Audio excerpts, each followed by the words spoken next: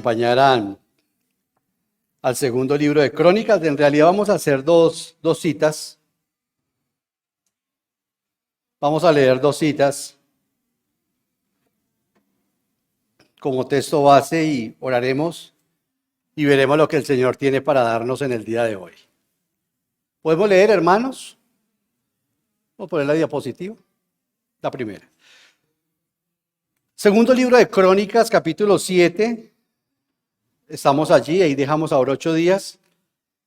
Versículo 14, dice la palabra del Señor: si mi pueblo que lleva mi nombre se humilla y ora, y me busca y abandona su mala conducta,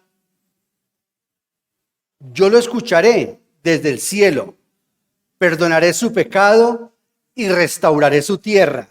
Y le animo a que me acompañen los que puedan, si no yo les leo a Isaías 57:15, que de alguna manera es un texto paralelo. Isaías 57:15, ¿podemos leer, hermanos?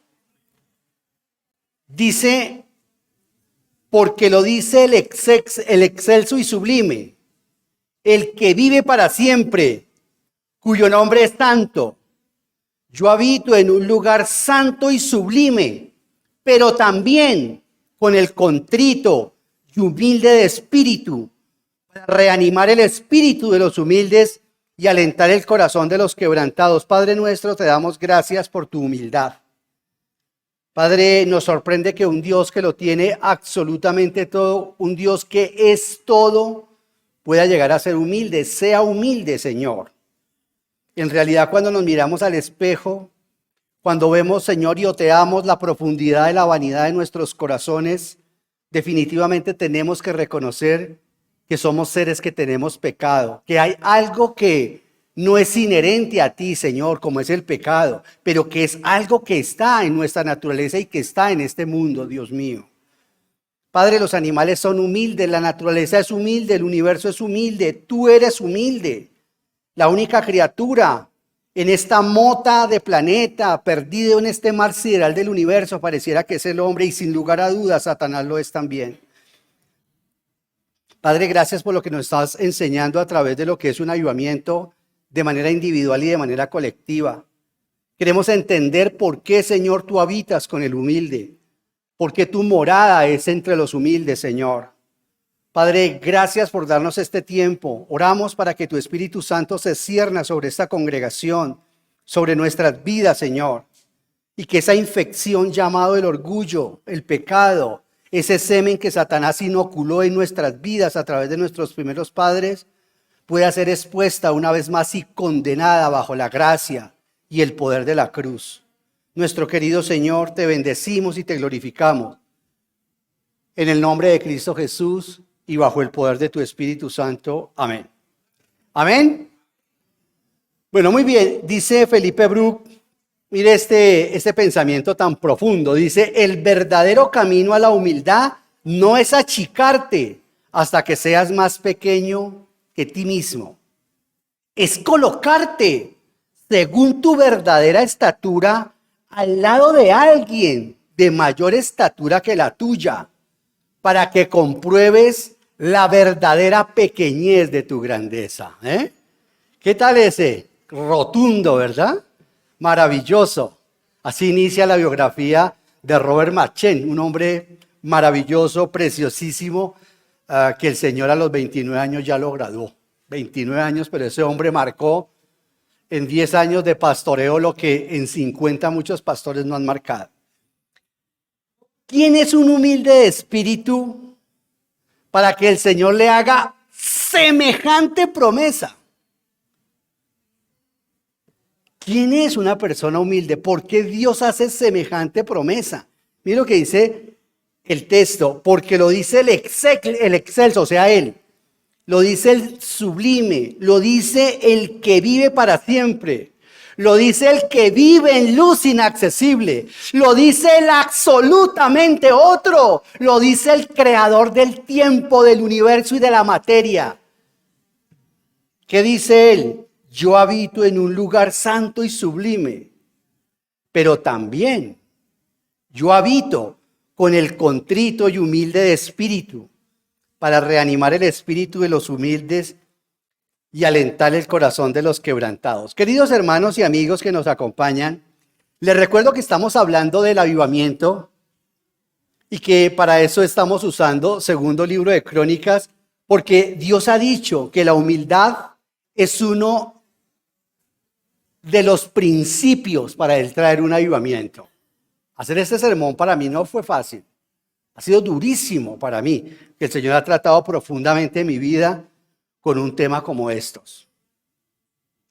La humildad es uno de lo que Dios exige para traer un avivamiento, no solamente de manera colectiva, que lo queremos, de manera municipal, que lo deseamos, nacional, pero pues si yo no logro ver eso, ¿cierto? Si yo no alcanzo a ver el avivamiento en Colombia, ni por lo menos en esta iglesia, ni por lo menos en Bogotá, por lo menos que lograra salvarnos algunos de nosotros, de los que estamos aquí, que se despertara nuestra conciencia, porque esto es una de las maneras como queremos tener y hacer un llamado al avivamiento individual también, al avivamiento personal. Bueno, como lo hemos visto, en efecto, hoy en día nosotros, la iglesia, somos el pueblo de Dios. Eso ya lo vimos el sermón pasado, ya vimos los principios, vimos la parte exegética, contextual, que el Señor en segundo de Crónicas se lo dio a la nación de Israel y dejamos sentado. Dejamos basados los principios realmente de que nosotros somos el pueblo del Señor. Y también vimos que nosotros llevamos su nombre, ¿cierto? Segundo libro de Crónicas, 7:14 dice, si mi pueblo que lleva mi nombre, recuerda que ahora 8 días vimos con lo que nosotros nos llamamos ¿cómo? ¿Nos llamamos cómo? Cristianos. O sea, nosotros llevamos el nombre de nuestro Dios. Somos pequeños ungidos. Somos pequeños Cristos. ¿Eso es lo que quiere decir cristiano?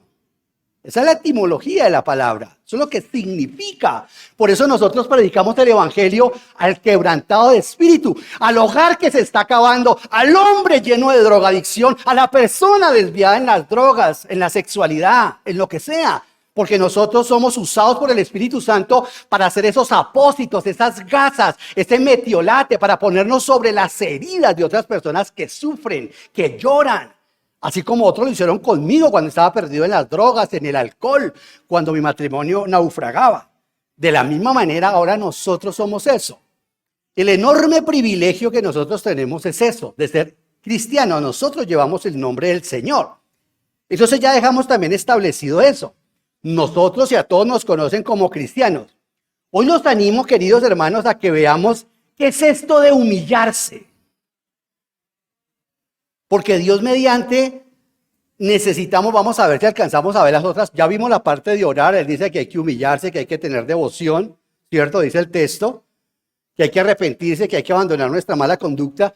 Pero el día es hoy para hablar sobre la humillación. ¿Qué es eso de humillarse?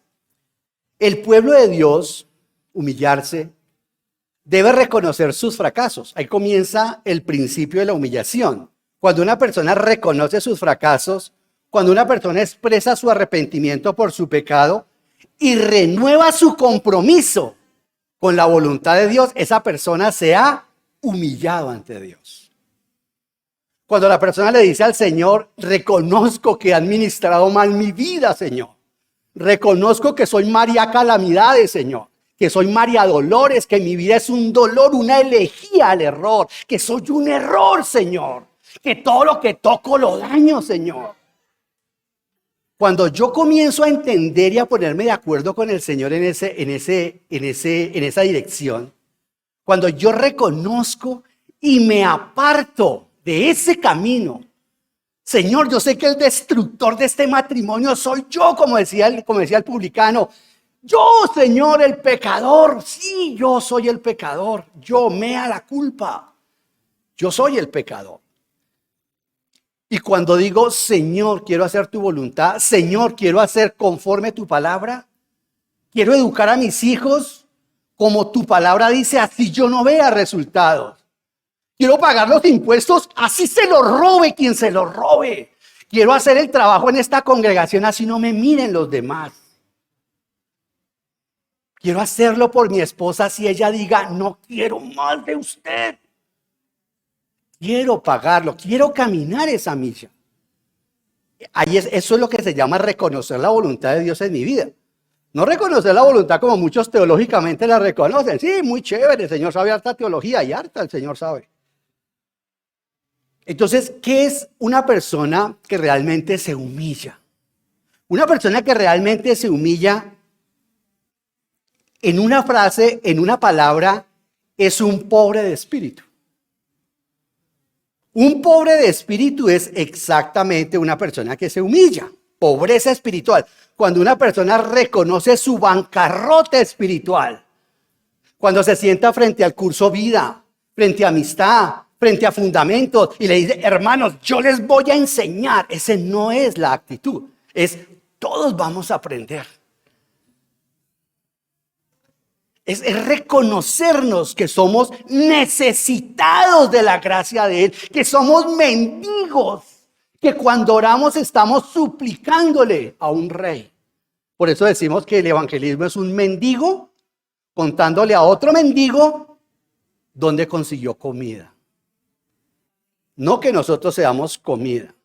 Y nosotros los cristianos, después de que llevamos un año, tendemos a volvernos así, muy elevados espiritualmente. Gloria a Dios que tenemos un tiempo como el tiempo de la cena, en donde el Señor nos humilla y nos recuerda que pecamos igualito que la prostituta, que el ladrón, que el político. Lo que pasa es que entre ellos y nosotros, Dios ya nos perdonó a nosotros. Pero la diferencia no es usted ni yo, la diferencia es el Señor Jesús. Yo sé que es duro. Pero tenemos que entender que es la humillación, porque es que nosotros nos casamos, nos volvemos cristianos, pero seguimos viviendo como impíos. Como hijos, como padres. En el trabajo ni se diga, el primero que se va del trabajo es el cristiano. El de mal testimonio es el cristiano. En la universidad, ¡pum!, se pone otra careta. Entonces, queridos hermanos, esto es la pobreza espiritual. Entonces, bienaventurado es el Señor Jesucristo. Los pobres de espíritu, dice Mateo 5:3. Les animo a que estén yendo a sus Biblias. Si no tiene Biblia, pues un ujier les puede prestar una. Mateo 3 dice, si quieres nos puedes ayudar entonces también porque las otras son más adelante. Gracias, hijas.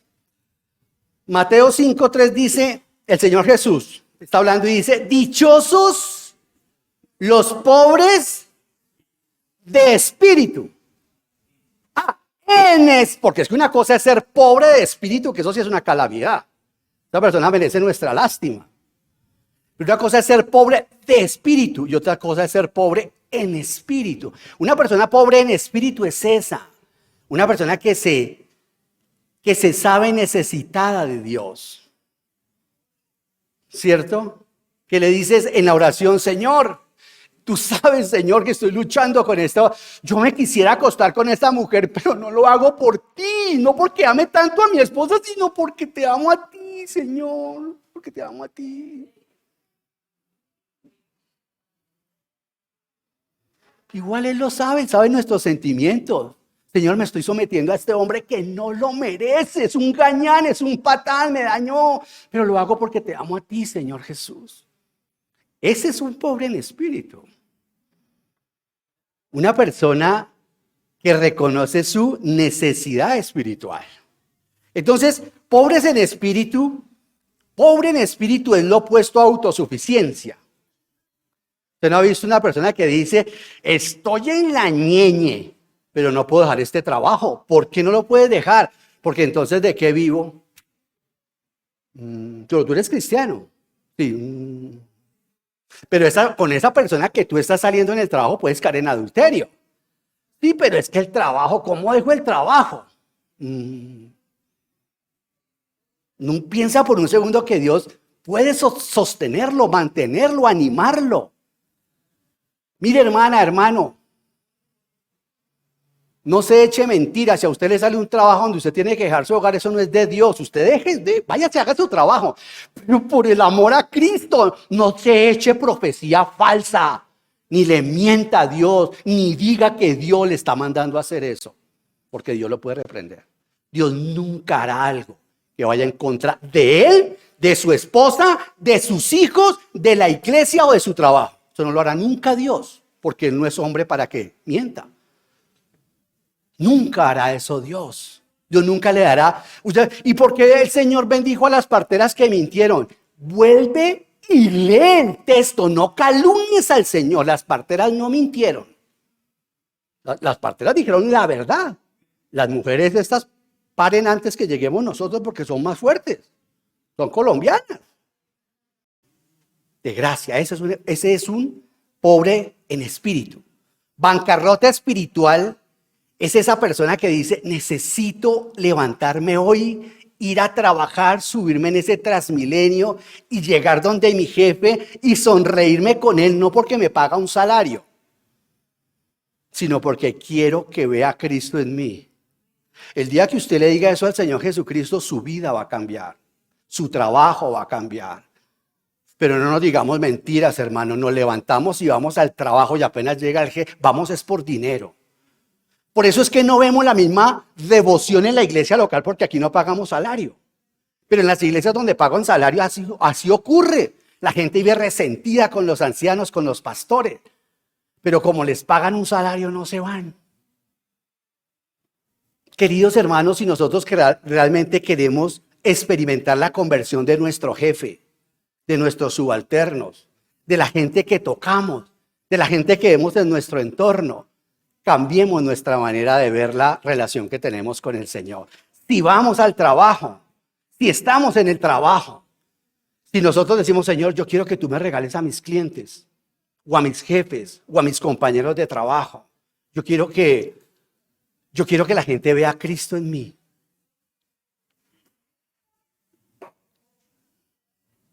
A ver cómo le contesta el Señor. A ver cómo actúa el Señor. Cuando una persona empieza a sentir la necesidad de la gracia de Dios. Mire, en mis primeros inicios, y mi esposa lo sabe y por eso lo digo públicamente, también lo he hecho en mi testimonio, la empresa donde yo trabajaba eran solo mujeres. Y yo tenía que entrevistarlas porque era mi oficio, mi trabajo. Muchas de ellas, yo les enseñaba el evangelio. Y era la forma como inmediatamente colocaba yo una barrera. Y así me fue entrenando el Señor. Yo lejos de imaginar que el Señor más adelante me iba a tener al frente de un rebaño tan hermoso como ustedes. Y esa fue la manera. Y empezaba a hablarle a la muchacha. Usted es cristiano. Sí, Seguíamos. Pero a veces ocurre lo contrario. Los creyentes y las creyentes no estamos hablando en el trabajo del Señor, en nuestro estudio. Queridos hermanos, una de las características del fruto del Espíritu Santo es la humildad. Gálatas 5, 22, 23. Gálatas 5, ¿5 qué? Miren lo que dice. En cambio, el fruto, ¿sí ven? No los frutos. El fruto del Espíritu Santo es amor, alegría, la otra versión dice gozo, paz, paciencia, ¿qué dice? Amabilidad, bondad, fidelidad, humildad. La versión tradicional dice mansedumbre. No voy a dar una clase de criticismo textual, pero sería maravilloso que usted estudiara algo de criticismo textual y se diera cuenta por qué son necesarias las actualizaciones bíblicas. Mansedumbre, dice la versión tradicional, pero voy a decir algo de criticismo textual rápidamente, por supuesto. Algunas personas se inquietan porque a través de los años y de los siglos, las versiones y revisiones bíblicas cambian algunas palabras por otras, por casos específicos, y algunas personas con mucha ignorancia en el tema, lo digo con mucho respeto, la gente se inquieta por ese tema. Muchos no toman en cuenta que los lenguajes son organismos vivos que evolucionan con el tiempo. Como hablan los chicos hoy en día, yo no hablaba así hace 40 o 50 años. ¿Y qué vamos a decir de hace 100 años? Entonces, las lenguas son organismos vivos que evolucionan, por eso el sentido de algunas palabras cambia debido al sentido que el pueblo le va dando. En mi época, por ejemplo, la palabra integral, esa palabra no se conocía mucho, no se usaba mucho. O sea, hoy en día esa palabra se ha fatigado, la tienen fatigada. Todo es integral, iglesia integral, doctrina integral, matrimonio integral. Esa palabra está completamente desgastada o está muy usada, mejor dicho. Por ejemplo, cuando Casiodoro de Reina editó la Biblia del Oso, él tradujo Gálatas 5:22 de la siguiente manera. Casiodoro de Reina, para algunos que digan de qué está hablando este hombre, Casiodoro de Reina tradujo la primer Biblia completa al español, que se llamó la versión del Oso, así se llamó. Con los años iba a venir a ser conocida como la Biblia Reina Valera, porque en 1569 este sacerdote Jerónimo, de la Orden de los Jerónimos, tradujo la Biblia al español. No era un gran erudito, pero un tremendo hombre del Señor. Mire, 1569. Y en 1602, en menos de 50 años, ya se hizo una revisión por parte de otro Jerónimo, de otro sacerdote católico llamado Cipriano de Valera. Ya le hizo la revisión a la Biblia del Oso, porque ya habían muchos términos que en 50 años habían cambiado. Yo tengo un facsímil, no físico, sino en mi computadora, de la Biblia del Oso. Eso no la entiende ni un oso. Es del español de hace 500 años. Léete nomás el Quijote de la Mancha sin las actualizaciones actuales, eso casi uno lo suelta porque uno no entiende muchas cosas. Mangué que te aburra rápido. Así hablaba Don Quijote de la Mancha, ¿no? De esas cartas que le escribía Dulcinea del Toboso. ¿Recuerdan ustedes? El llagado de punta. Qué romántico. El herido de punta. Te desea la salud a mi señora, la salud que él no tiene.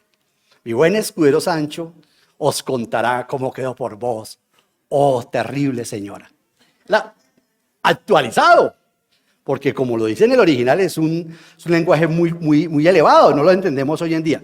Entonces, mire cómo Casiodoro de Reina tradujo, y aún en la Biblia creo que en 1909, Reina Valera, ya 4 siglos después todavía aparece así. Mas el fruto del Espíritu es caridad. Caridad. El texto castellano original no dice amor, porque es que no se puede traducir amor, o no se debía traducir en ese momento amor. El texto castellano de Casiodoro de Reina no dice amor. El vocablo amor fue insertado en las revisiones del siglo XX. ¿Me están siguiendo, queridos hermanos? No voy a hablar muy profundo de criticismo textual, pero alguito, que también tenemos que formarnos. O sea, las versiones Reina y Valera, que ya se hicieron dentro del siglo XX, ya empezaron a hacer revisiones, quitaron la palabra más el fruto del Espíritu es caridad y le pusieron amor. Hace 500 años, caridad en castellano era la traducción literal del griego agapao, así se tradujo ese término, agapao. Hace 500 años era válido traducir la palabra agapao como caridad, que es una de las características del fruto del Espíritu Santo. Queridos, pero la palabra caridad fue cambiando de significado con el paso de los años en el entendimiento de la gente. Hoy en día, usted puede mirar el diccionario de la Real Academia de la Lengua, usted va a encontrar en el diccionario que su primera sección es amor. Va a decir, usted busca la palabra caridad y va a decir amor. Lo que la gente entiende hoy como caridad, ¿qué es? Es más bien ayudar a las personas necesitadas a través de limosnas. ¿Sí o no es así? Y eso lo entienden en Cali, en Medellín, en cualquier parte del país. Entonces, ha cambiado el término. Si fuésemos realmente honestos, pues tendríamos que traducir la palabra por caridad, dejarla como estaba en el castellano y en la Biblia del Oso, y durante muchas versiones. Esa es la razón por la cual los biblistas ahora traducen la palabra caridad por amor. Porque cuando se dice más el fruto del Espíritu es amor, y usted piensa en esas características, a eso es que se refiere la palabra ágape, el amor sacrificial. Hace 500 años, ese amor sacrificial se denominaba caridad, se decía caridad. ¿Me están siguiendo, queridos hermanos? Y así muchas palabras. En vez de decir paciencia, dicen hoy en día tolerancia. Antes decían longanimidad. Diga longanimidad sin que se te caigan las calzas. Longanimidad. ¿Qué es eso de longanimidad? Pues fue reemplazada por templanza. Incluso en las versiones modernas ya ni siquiera aparece la palabra templanza. Ahora la palabra templanza es reemplazada por ¿cuál? Porque templanza, ¿qué entendía uno? Ese tipo sí es templado. Un tipo bravo, es templado. Pues eso no significa eso. Templanza quiere decir dominio propio. ¿Se dan cuenta? Y usted escuchaba esos corridos mexicanos y eso se decía que eran hombres templados y echaban bala. Pues templado no significa eso. Probablemente haya un contexto social, ¿cierto? Cultural donde templado sea eso. Pero cuando se tradujo templanza en la Biblia, por ejemplo, de 1909, ya nadie entiende eso. Hay que entender qué es longanimidad. Longanimidad. ¿Qué quiere decir eso? Una persona que tiene dominio propio. Y también de la que vamos a estudiar hoy para nuestra edificación, que es la que mansedumbre. La persona cuando escucha la palabra mansedumbre inmediatamente asocia menso. ¿Sí o no? Esa persona es una persona mansa. Inmediatamente uno lo asocia con ese término. Hoy en día los biblistas y todas las versiones actuales traducen el término primero que todo lo que dijo Pablo. Pablo no está hablando en mansedumbre de una persona mensa, de una persona despistada, de un tontico. No. Está hablando de una persona humilde, como el Señor Jesús. Como el texto que aparece en Isaías, porque cuando aparece la humildad hecha carne, que es ¿quién? El Señor Jesús, ¿cierto? Él es la humildad hecha carne, pero era una persona completamente controlada por el Espíritu Santo. El humilde de espíritu, como lo leímos ahorita en Isaías 57. Dichosos los humildes, dice el Señor Jesucristo ahí en Mateo 5:5, 2 versículos más adelante. Dice, dichosos los humildes, Mateo 5:5, ¿sí o no? Dice ahí, dichosos los humildes porque recibirán la tierra como herencia. Ahí está la otra palabra, dichosos. La versión tradicional decía ¿cómo? Bienaventurados. ¿Cierto? Bienaventurados. Hoy en día hablamos nosotros así. Uy, usted sí que está bienaventurado hoy. Si Dios es el que desea, Dios ha hecho un esfuerzo titánico para que entendamos su palabra. Usted no sabe la cantidad de sangre que se ha derramado para que esto llegue al pueblo. Mataron a William Tyndale por traducir la Biblia al inglés. Decía el clero, esto es absurdo, ¿cómo van a poner la Biblia en el lenguaje del pueblo? Pues eso es lo que quería el Señor. De hecho, koiné, la palabra koiné, que es el griego del Nuevo Testamento, no es el griego elevado de Aristóteles, ni es el griego jónico, aunque Pablo en Romanos habla con griego jurídico. El griego del que habla el Nuevo Testamento es el griego común del que se hablaba. Por eso Martín Lutero, cuando tradujo la Biblia al alemán, se fue a la plaza de mercado, como decimos en Bogotá, o como se dice en Cali, la galería. Y allá él empezó a atrapar frases. ¿Qué fue lo que usted dijo? No, que se venden tantos tomates y que no se quiere. Y empezó a anotar para hacer y el idioma alemán fue estructurado por la Biblia de Martín Lutero. O sea, el lenguaje alemán le debe a la Biblia de Martín Lutero lo que el español le debe a la Biblia Reina Valera y al Quijote de la Mancha, el lenguaje español. Por eso cuando estamos en el Día del Idioma siempre se recuerda a Miguel de Cervantes Saavedra. Si estuviéramos en un país evangélico protestante, pues se celebraría a Miguel de Cervantes Saavedra y a Casiodoro de Reina, como se hace, por supuesto, en Alemania, con Goethe, por ejemplo, pero también con Martín Lutero. Queridos hermanos, esto es importante. La felicidad de la que se nos está hablando acá es una emoción que con frecuencia depende de qué la felicidad. Nuestra felicidad depende de qué constantemente, de circunstancias externas. Por eso es que la felicidad es tan efímera. Sí, cuando una persona hace que su felicidad dependa del contexto de si se ganó la lotería, si tiene un nuevo carro, si tiene buena salud. Pues obviamente que si las circunstancias son adversas, la persona se desploma en su felicidad, en su alegría. Acá el Señor Jesús, querida iglesia y amigos, se refiere al bienestar especial, al gozo espiritual de los que participan de la salvación.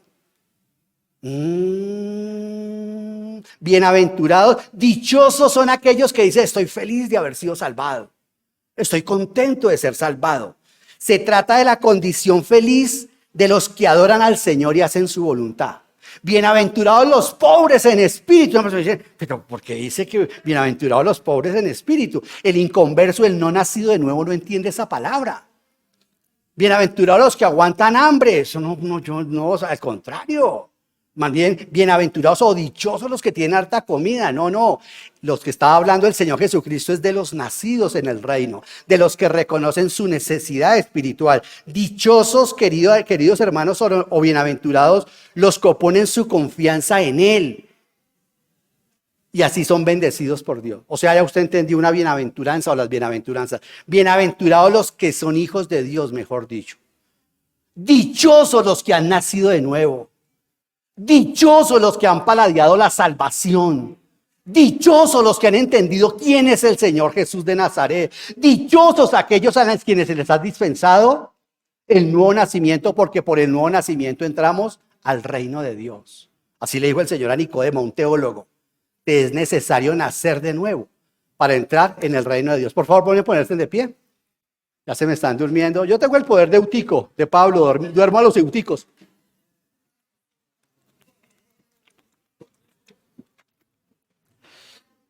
Y yo tomo agüita por usted. Bueno, ya. Gracias. Entonces, queridos hermanos, ¿vamos bien? ¿Ya lo estoy durmiendo? Súper. Entonces, ¿qué es la mansedumbre? Veámoslo ahí. Sigamos. Estamos en el versículo, ¿qué? Capítulo 5, versículo. Dichosos los humildes, los mansos, decía la otra versión. Cuando el Señor Jesucristo dice esto, está, infortunadamente, lo repito, mucha gente concluye eso. Dice: no, usted a mí no me tenga lástima. ¿Usted no ha escuchado eso? El orgullo es tan a flor a piel, y eso entre las parejas en el matrimonio. Vea, ¿sabe qué? Usted a mí escúpame el rostro, usted a mí no sienta lástima por mí. Si Dios no hubiera sentido misericordia por nosotros, no viene acá. No manda a su hijo a morir en este, voy a decirle, en este sistema del mundo. Hay gente tan orgullosa, y que lo que más necesita el matrimonio, ¿sabe qué es lo que más necesita la pareja para salvarse? Sentir uno misericordia del uno del otro, sentir lástima del otro, decirle: vení, yo te ayudo a cargar tu cruz. Vení, yo te ayudo con tu lucha en lo sexual, en las emociones. Yo sé que has tenido un contexto familiar con tus padres, por eso tú eres un gañán conmigo. Yo sé que una mujer te engañó, o yo sé que eres una mujer muy resentida emocionalmente y que todo lo que tocas lo amargas. Yo sé que eres una mujer que estás llena de raíces de amarguras y por eso la sopa se te amarga con tanta frecuencia.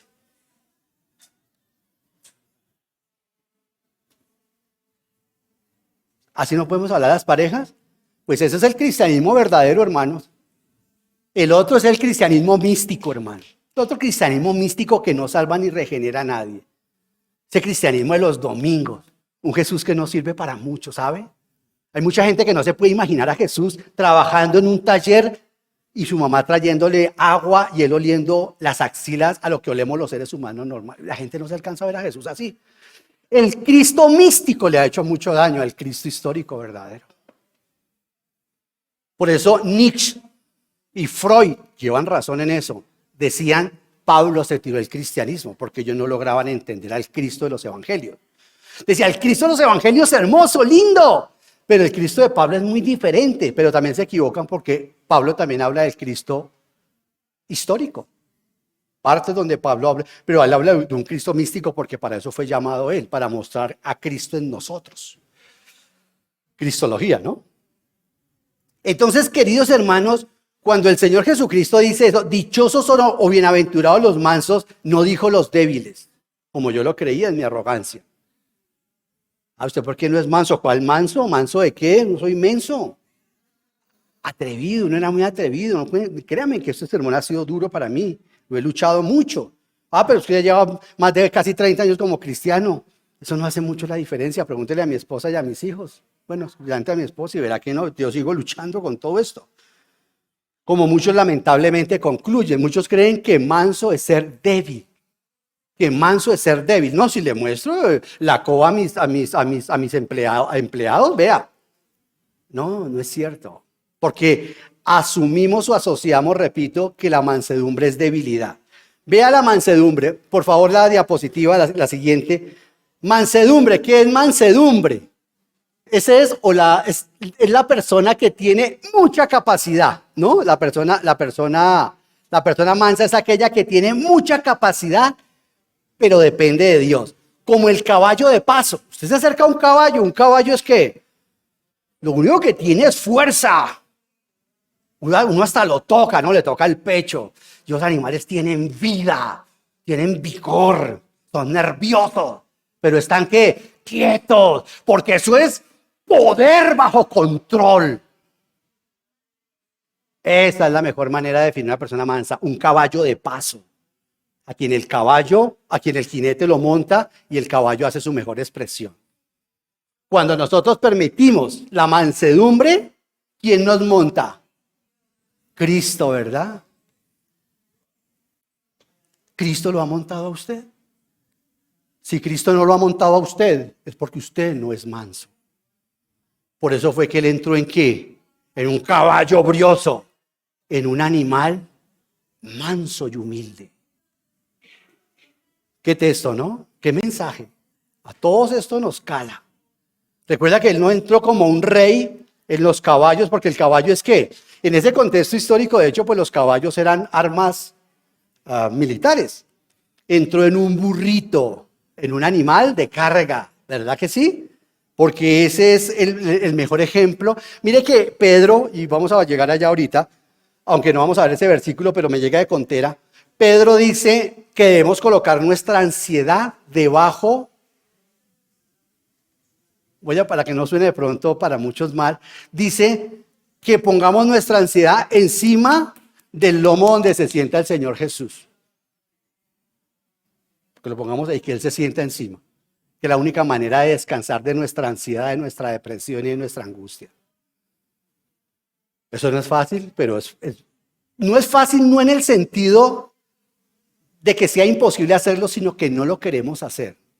Nosotros decimos, Señor, te entrego a mi hijo. Esta vez sí no voy, esta sí voy a dejar que llegue a la cárcel si llega a la cárcel. Esta vez no voy a ir a la L a sacarlo de la L. Pero apenas realmente llega, ¡pum!, sale otra vez corriendo para la L y lo saca. Y el Señor dice, bueno. Y así muchos han malcriado a sus hijos. No dejan que el Señor toque con su esposo. No dejen que el Señor toque con su esposa. Pues es que mi esposo tiene otra mujer. Entrégale eso al Señor. Y el Señor no, yo no, por eso, entonces hazlo tú. Por eso estamos hablando de mansedumbre, estamos hablando de humildad, estamos hablando de la persona que habla con el Señor y que le entrega eso. Que le dice, mi felicidad no se llama Juan, Pedro, Marta, Gloria, Luz, mi felicidad se llama tú. Entonces, esa es la mansedumbre, queridos hermanos. Esta bienaventuranza se refiere no tanto a la actitud de una persona hacia otras, sino a la disposición del corazón ante Dios. ¿Se da cuenta? Yo pensé que ser mansa era ser un menso delante de mi jefe. No. Es ser un menso, si lo quiere tener así, delante del Señor. Es que con Él no seas altivo. Es que ese es el punto. Hay gente que es muy altiva con el Señor. ¿Y por qué me hiciste feo? ¿Y por qué me hiciste así? ¿Y por qué me hiciste colombiano? ¿Y por qué no me has dado una esposa? ¿Y por qué mi hijo salió enfermo? ¿Y por qué? ¿Y por qué? ¿Y por qué? ¿Y por qué? ¿Y por qué? ¿Y por qué? ¿Y por qué? ¿Y por qué? Son los autores del libro de Job. ¿Por qué? ¿Por qué? ¿Por qué? ¿Por qué? ¿Por qué? Con una arrogancia. Y el libro de Job nos enseña que cuando nosotros estamos ¿y por qué? ¿Y por qué? ¿Y por qué? Corremos el riesgo de que él empiece a responder como responde cuando le preguntamos así. Cuando a él se le pregunta de manera soberbia, él responde ¿con qué? Cristo responde con preguntas. ¿Quieres otro interrogante en tu vida? ¡Pum! Se desequilibró tu hogar.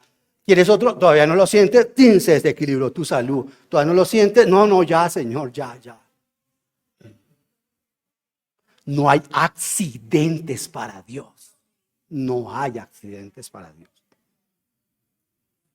Queridos hermanos, esta bienaventuranza se refiere, repito, no a la actitud de una persona hacia otra, sino a la disposición de nuestro corazón a dejar que Él reine. A mí me cuesta mucho como anciano pastor en esta iglesia a veces, porque sé que hay hermanas y hermanos que dicen, ¿y por qué no hacemos esto? ¿Y por qué no hacemos acá? ¿Y por qué no se le pone esto aquí? Yo digo, Señor, yo tengo que agradarte a ti, yo tengo que agradarte a ti, yo tengo que agradarte a ti, yo tengo que agradarte a ti, yo tengo que agradarte a ti, yo tengo que agradarte a ti.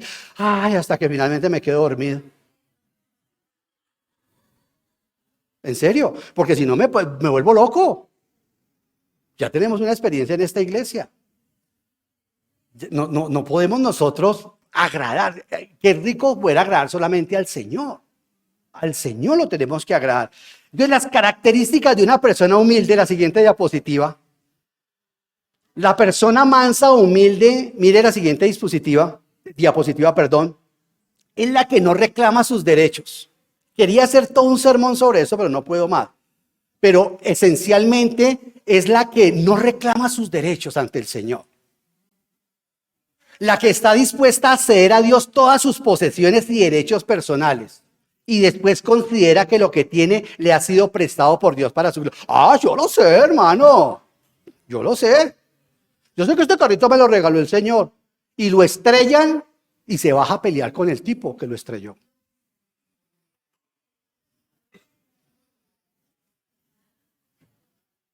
¿Sí o no? Yo sé que esta ropa me la regaló el Señor. Yo sé que este dinero me lo dio el Señor. Si se lo dio el Señor, le dice, si yo te lo doy, ¿por qué no se lo das a otra persona? Por ejemplo, y vives como vivo yo. Esta casita me la dio el Señor. Cada cosa, pero cuando el Señor llega a probar sus derechos, eso se llama una persona mansa. El Señor llega a probar sus derechos. Es mi ovidio, sí. Voy a probar tus derechos de tu matrimonio. Bueno, voy a probar mis derechos sobre tu matrimonio. Voy a probar mis derechos sobre tu vida, sobre tu salud. Porque tú me has dicho que todo es mío, ¿verdad? Sí, Señor. No le digas al Señor que todo es de Él si usted no está dispuesto, porque Él le va a decir en cualquier momento, voy a probar mis derechos. ¿De verdad es mi hijo? ¿O es solo carretilla para que yo lo bendiga todos los días?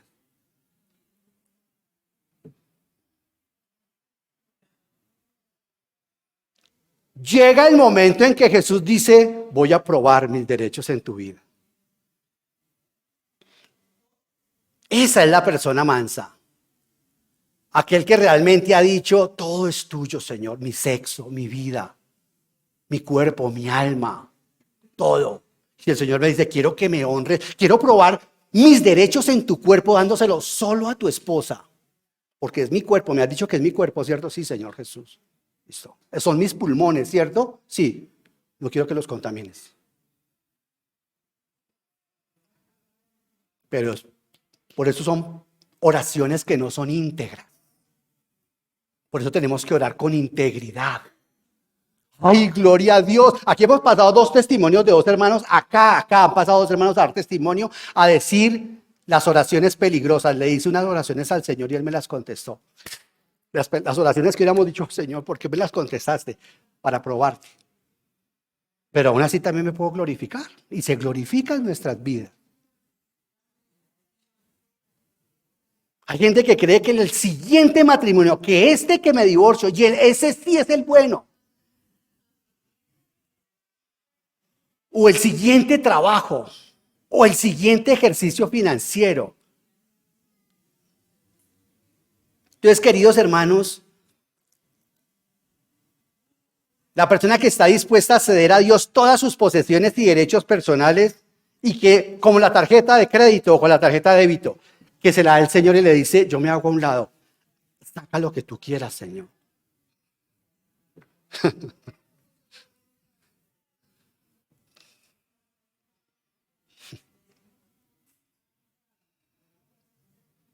A veces el Señor dice, no, simplemente es que no quiero que tengas más dinero. quiero que tengamos más tiempo los dos. ¿Crees que yo puedo sostener tu familia? No. ¿Por qué no se lo dices? Y verá que eso es una oración íntegra. Señor, me da miedo, porque soy un cobarde, Señor. Me da miedo porque le tengo miedo al hambre, Señor. Le tengo miedo a la descontextualización social.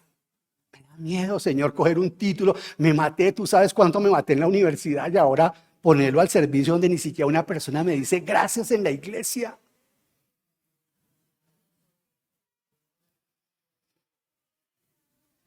Mire, queridos hermanos, la humildad da satisfacción interior. Y lo voy a leer en Reina Valera porque es hermoso en Reina Valera. Salmo 22, 26.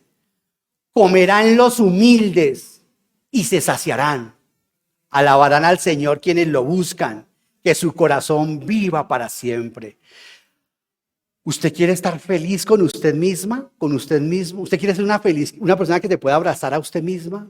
La persona humilde tiene satisfacción interior. La persona humilde, oye, se te rompió el... Así, qué pena. Ahora, no quiere decir que tengamos que ir descachalandrados. Recuerda lo que nos dijo Philip Brook. No es pensar menos de ti. La humildad no es pensar menos de ti. Eso es peligroso, ¿eh? La subestimación es una faceta de orgullo y es más peligrosa que el orgullo. Porque el que se subestima dice, yo soy tan humilde que vivo orgulloso del humilde que soy. La historia del pastor que le regalaron la medalla a la humildad. La iglesia dijo, no hay que regalar, y le regalaron al pastor la medalla a la humildad. Y el próximo domingo se la puso y todos se la quitaron entonces, lo bajaron de allá. Queridos hermanos, es necesario entender eso. ¿Qué más nos da la humildad? Descanso. Mateo, y se me fue el tiempo, Mateo 11, 28, 30 dice el Señor, vengan a mí todos ustedes que están cansados y agobiados, y yo les daré descanso. Carguen con mi yugo y aprendan de mí, que yo soy apacible y humilde de corazón, y encontrarán descanso para su alma, porque mi yugo es suave y mi carga es liviana. Aquí hay solamente para predicar todo un sermón. Aquí hay 3 cosas maravillosas que Cristo ofrece para que encontremos descanso en Él. Esta gran invitación ofrece, o que nos ofrece el Señor, es: vengan a recibir la salvación y a descansar en ella. Creo que la mayoría ya la obtuvimos, pero necesitamos lo otro, porque es que el Señor no quiere solamente que usted tenga vida eterna. Él quiere que también tenga vida abundante. Que la gente sienta el nuevo buque en su matrimonio. Que la gente diga, oye, qué rico, ustedes viven ahora de manera diferente. Como hombre, como mujer, como hijo. Yo pongo siempre el matrimonio porque es la relación más cercana que tenemos, igual con el Señor. Él quiere que aprendamos a descansar y a crecer en el discipulado. Y mira lo más hermoso, aquí donde dice, porque mi yugo es suave y mi carga es liviana. Él quiere que sirvamos con Él bajo el yugo de Él. Usted aquí no está sirviendo con Ovidio Arias a la par, ¿no? Yo soy otro sirviente como usted. ¿Sabe quién es el sirviente mayor aquí? El Señor Jesús. Él es el que dice, yo quiero llevar el yugo contigo. Pues es la palabra cónyuge. Cuando yo me caso, cuando me casé con Luz Giovanni, los dos llevamos el yugo, por eso lo llamamos cónyuge. Con la que llevo el yugo. Cónyuge es eso. Como estamos arando el camino, ¿cierto? Los 2 bueyes que somos, Luz Giovanni y yo, estamos segando, estamos arando y estamos haciendo unos surcos o torcidos o rectos. ¿Me están siguiendo, queridos hermanos? El servicio es hacerlo con Jesucristo.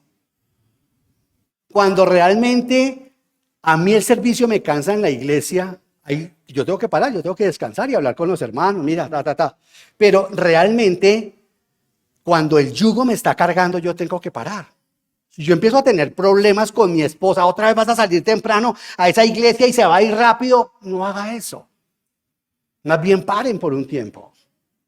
Porque el servicio, si mi esposa no es feliz haciendo lo que hace, si mi esposo no es feliz haciendo lo que hace, el Señor está diciendo, ¿qué nos dice? Yo llevo la carga más pesada del yugo. Tranquilo, paren. Entreguémosle momentáneamente ese ministerio a otra persona, ese servicio a otra persona. ¿Cierto que sí? Y eso es lo que tenemos nosotros que hacer. Por eso es que tenemos que estar siempre preparando para que lleguen nuevos predicadores, nuevos apóstoles, nuevos predicadores, nuevos ancianos, nuevos diáconos, nuevos evangelistas. ¿Qué nos da también la humildad? Autoridad para hablar. Segunda a los Corintios 10:1. Y voy a dejar ahí porque tengo que terminar más bien aquí. Pero segunda a los Corintios 10:1 dice, por la ternura y la humildad de nuestro Señor Jesucristo, yo Pablo, oiga, qué hermoso esta palabra, por la ternura y la bondad, dice esta versión. Ya dijimos que bondad es mansedumbre. Mire cómo Pablo habla. Por la ternura y la bondad de Cristo, yo, Pablo, apelo a ustedes. En el contexto, Pablo estaba siendo atacado. Para que los que quieran leerlo, los corintios estaban diciendo que él era un cobarde. Digo, Pablo es un cobarde. Eso estaba siendo atacado poderosamente en ese contexto. Estaba siendo acusado de que era un hombre que vivía según la carne. Duro, eso es duro. Que la segunda carta a los Corintios es la carta más pastoral del apóstol Pablo. Donde llora, donde uno leyendo esa carta es la con la que nos consolamos casi todos, los ancianos, los pastores y todos, porque es una carta de consolación impresionante. Queridos hermanos, es impresionante porque la verdadera humildad nos da autoridad para refutar a los falsos maestros y a las falsas acusaciones. ¿Cómo se sostiene uno? Uno se sostiene en la integridad. Esa es la manera como uno se sostiene. ¿Cómo se sostiene usted? Si usted es una persona que estamos entendiendo bien, cierto, me he hecho entender bien, con el tema de la humildad y la mansedumbre, ¿qué nos sostiene a nosotros? Queridos hermanos, el humilde lo sostiene su integridad. Al rico, ¿qué lo sostiene? Lo sostiene la fiscalía, la Corte Suprema, todo el mundo lo sostiene, porque tienen plata, poder. Pero a nosotros los humildes, a nosotros los pobres económicamente también, ¿qué nos puede sostener? Y nosotros como cristianos, ¿qué nos sostiene? La humildad, la integridad. No hay nada más que nos pueda sostener a nosotros. No hay nadie más que pueda hablar por nosotros. Al humilde el Señor le revela su voluntad. Salmo 25:9. Él dirige en la justicia a los humildes y les enseña el camino. Salmo 25:9. A los humildes el Señor le da el conocimiento de su voluntad. ¿Saben por qué Dios le enseña la voluntad a los humildes? Porque el humilde admite su ignorancia. El humilde admite que de pronto se equivocó leyendo la Biblia. El humilde admite instrucción en la palabra del Señor. De allí que Santiago dice, no se hagan muchos maestros. La persona que realmente es humilde está diciendo, Señor, yo sé que el último tomo de teología está pero a billones de kilómetros de escribirse, Señor. Que el último tomo de teología lo va a escribir el Señor. Por eso es duro cuando hay iglesias que tienen ese el nombre de sus denominaciones. Eso es feo. Con todo respeto por ellos, bien, cada uno sabrá cómo responde ante el tribunal de Cristo. Imagínense, iglesia, no sé qué, con el nombre de sus fundadores o de su denominación. Porque es la forma correcta de entender la Biblia. Y se gastan los sermones enseñando los 5 puntos de su doctrina. Y el evangelio por ningún lado brilla. Pero juran que ese es el evangelio. A los humildes el Señor les muestra su voluntad. ¿Por qué Dios ama la humildad? Ya con esto, Primera de Pedro 5:5. Por favor, vayamos a Primera de Pedro 5:5. Necesitamos humillarnos todos ante Dios. ¿Qué dice Primera de Pedro 5:5? Asimismo, jóvenes, sométanse a ¿quiénes? Revístanse todos de humildad en su trato mutuo, porque Dios se opone a los orgullosos, pero da gracia a los humildes. Queridos hermanos, necesitamos usar la humildad por encima de nuestra ropa. Eso dice, revístanse. ¿Qué es revestirse? Pues ponerse ropa por encima de su vestido. O sea, si hay algo que tiene que en nuestras vidas evidenciarse, debería ser ¿qué? La humildad. Mire la palabra que el apóstol Pablo está utilizando. ¿Qué metáfora? Revístanse. Dígale al que tiene al lado, revístase. Pero revístase de humildad. Revístase de humildad. Por hacer eso no se vuelve usted pentecostal, hermano. Mire, ¿por qué quise que hiciéramos hincapié allí? Porque un principio de homilética es hacer, por ejemplo, esos ejercicios para acordarse de lo que quiero que ustedes se recuerden. La metáfora que Pedro está empleando de revestirse es una metáfora que procede de una palabra que describe a un criado poniéndose el delantal para servir a la mesa o en la casa. Mira lo hermoso que es el idioma griego en el original. Esa palabra de revestirse entraña una expresión de un sirviente que se pone un delantal. ¿En quién cree usted que Pedro estaba pensando? En Juan 13, cuando el Señor Jesucristo se quitó, dice Juan capítulo 13, se quitó su manto, se puso el manto a un lado, estaban todos sentados los apóstoles en la mesa, se quitó el manto y se puso el delantal y empezó a lavarle los pies a ellos. No como esa pantomima que vemos por ahí de una iglesia tradicional. Eso es lo que tiene Pedro en la mente. ¡Revístanse! Yo vi a mi Señor humillado lavándome los pies al punto que le dije, no me vas a lavar los pies, Señor. No, yo imagino es que los escondió. Empezó a lavarle los pies Cristo a las personas. Pero no con esa payasada religiosa que se hacen por ahí. Y que esos cardenales a los cuales se les hace el lavatorio, la noche anterior se echaron polvos. No. Eso es algo que se llama la santidad. Cristo nos dice, entre ustedes tienen que lavarse.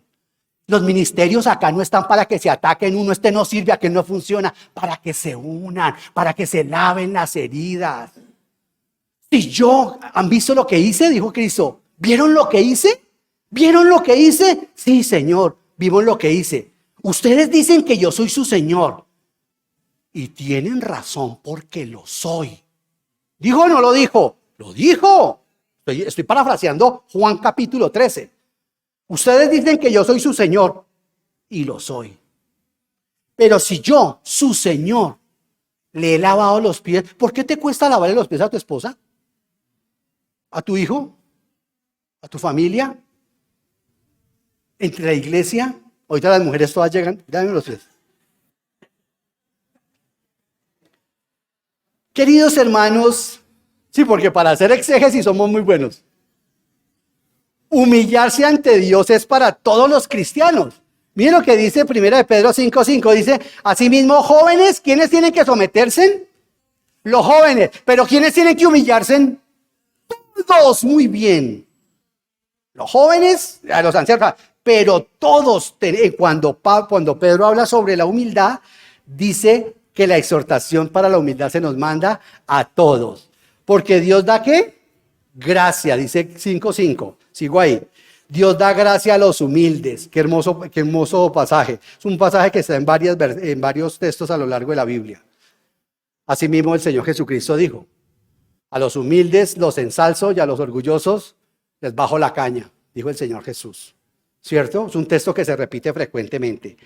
Queridos hermanos, maravilloso, dice, humíllense, versículo 6, humíllense pues bajo la poderosa mano de Dios, ¿para que qué? Para que Él los exalte a su debido tiempo. No es para que me exalte aquí, no, en el tiempo preciso el Señor nos exaltará. Además, si no nos exaltan aquí en la iglesia o acá en la tierra, ¿qué nos interesa si nosotros no estamos para eso? Nosotros sabemos para quién estamos.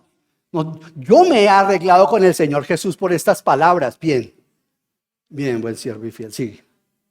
Eso sí lo quiero escuchar de Él. Y saben ustedes, muchos de ustedes me han dicho qué buen sermón y les digo, Satanás me dijo lo mismo en el púlpito y no le creí.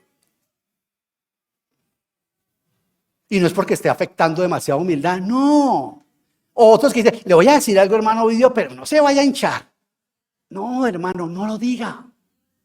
Repito, la humildad no es pensar menos de uno, eso es subestimación. La humildad es no pensar en uno. Es ceder los derechos. No es pensar menos de lo que usted es, porque si usted piensa menos de lo que usted es un mentiroso. No, yo realmente no, eso que tengo ahí, pero no. No, si el Señor le dio la bendición de tener un título, una casa o riquezas, úsela para la gloria del Señor. ¿Sí me estoy haciendo entender con el mensaje? Los humildes confían a Dios todos sus problemas, versículo 7, y con eso termine. Depositen en Él. Estamos en Primera de Pedro 5, 7. Depositen en Él toda ¿qué? Porque ¿qué? La humildad es una virtud que todo ser humano debe tener, queridos hermanos. No es solo una forma de mostrar respeto a los demás, sino también es una forma de mostrarnos respeto a nosotros mismos. Hay muchas maneras en que podemos ser humildes y una de ellas es humillándonos ante Dios. Si usted no se humilla ante Dios, usted tiene que humillarse delante de su jefe. Si usted insiste en no arrodillarse delante de él, tendrá que vivir arrodillado delante de los hombres, arrodillado delante de los bancos, arrodillado delante de las mujeres. Será un títere de las mujeres, será un arlequín de los hombres. Pero si yo me humillo delante de él, estaré de pie delante de los hombres. Si soy una mujer que me humillo delante de él, él me sostendrá de pie delante de los hombres. Queridos hermanos, Dios debe ser lo más importante en la mente de todos y lo primero y lo único que adoremos. Siempre debemos recordar que Él nos creó y por eso a Él le debemos la vida. No se le olvide por un segundo eso, hermano. Está pensando en suicidarse o está tomando medicamentos, tiene problemas en el alma y está tomando medicamentos en su cuerpo. Hable con el Señor. Su cuerpo y su vida le pertenecen es a Él. El apóstol Pablo, miren lo que hacía el apóstol Pablo, estimaba a los filipenses como superiores a él mismo. Y manifestó, miren lo que le manifestó a los filipenses el apóstol Pablo, que ellos estaban haciendo un sacrificio bien grande por haberle mandado una ofrenda, porque sabía que era una iglesia pobre económicamente. ¿Saben qué dijo Pablo? Pablo dijo, ustedes están haciendo un sacrificio enorme. Yo apenas voy a sacrificar mi vida. Digo, mire hermano, Pablo dijo, yo mi sacrificio es muy humilde, yo solamente voy a ser derramado dentro de poco en sangre. Pero lo que ustedes están haciendo, mi vida va a ser derramada en sacrificio, pero el sacrificio de ustedes es olor fragante, maravilloso, aceptable ante los ojos del Señor. Ustedes lo que han hecho al enviarme esa ofrenda, de las necesidades, sé que muchos tal vez se quitaron el pan de la boca al enterarse que yo estaba preso acá en Roma. Queridos hermanos, en tiempos más recientes, un amado hermano quise quitar su nombre, un amado siervo del Señor, estaba esperando en una antesala su turno con otros distinguidos predicadores. Y este hombre estaba a punto de subir a la plataforma. Este hombre nunca entraba primero a un salón. Este hombre siempre se hacía a un lado y decía ahora, siga usted. Y después de que seguía esa persona, él entraba. Aunque ese hombre era muy bien conocido por el público y sobre todo por sus estudiantes. El público lo respetaba. En una ocasión, cuando él se levantó para subir las gradas y pasar a uno de los asientos de la plataforma, el público lo notó quién era y de inmediato prorrumpió en un aplauso. Aturdido, se dio la vuelta y miró y retrocedió e hizo que el hombre que seguía pasara adelante y aplaudió al hombre que venía detrás de él. Eso era una verdadera humildad. Él no creía que lo estaban aplaudiendo a él. No es falsa modestia. No, él y el que siguió aplaudiendo y claro, la gente dejó de aplaudir. Queridos hermanos, eso es la verdadera humildad. Nunca se le ocurrió que el público lo estuviera aplaudiendo a él. Hermanos, si hay algo que se ve aquí en el púlpito, de los que dirigen, de los que predicamos y de los que servimos, es la vanidad. Y para un ojo crítico como el de nosotros, eso es difícil pasar por alto. Se nota fácil. Fácil. Es muy difícil escondernos detrás de la cruz de Cristo. Es muy difícil. Por eso Él tiene que tratarnos. El ejemplo supremo de autonegación, ustedes lo saben perfectamente quién es. Es el Señor Jesús, quien se humilló a sí mismo para que nosotros pudiéramos ser exaltados. ¿Puedes creerlo? Se hizo pobre para que fuésemos enriquecidos. Murió para que pudiéramos vivir. Y el apóstol Pablo dice, haya en ustedes la misma actitud mental que hubo en el Señor Jesucristo, el cual siendo por naturaleza Dios, no estimó como cosa que aferrarse, sino que se despojó, se quitó el manto y se puso el delantal. Porque Juan 13 es Efesios 2 actuado. Se quitó el manto, dice Juan, y se puso el delantal. Filipenses 2, se quitó la realeza, se quitó su gloria y descendió aquí para enriquecernos. Padre, te damos gracias por este tiempo. Padre, gracias porque eres humilde. Padre, nosotros en realidad no tenemos sino palabras de gratitud. Padre, uno mira a un animalito, un perrito, son tan humildes, Señor. Como lo decía, Dios mío, es con lo que más tienes que luchar en nuestro corazón, con nuestro orgullo. Si le quitáramos a la humanidad el orgullo y el dinero, todos los asesinatos acabarían, Señor. Mi matrimonio se acaba por orgullo. Mis hijos, mi carrera, mi vida, mis relaciones, Señor. Porque insisto en defender mis derechos, Señor. Y el único que tenía todos los derechos fue dejado sin derechos y puesto desnudo en una cruz. Señor, quiero darte las gracias por esto que nos estás enseñando. Yo el primero. Gracias por tocar nuestras vidas, Dios mío. ¿Cuánto necesitamos parecernos más al Señor Jesús? Señor, un lo siento o un perdóname, seguramente lo solucionaría todo. Pero insistimos en quedarnos con nuestro orgullo como Satanás lo hizo.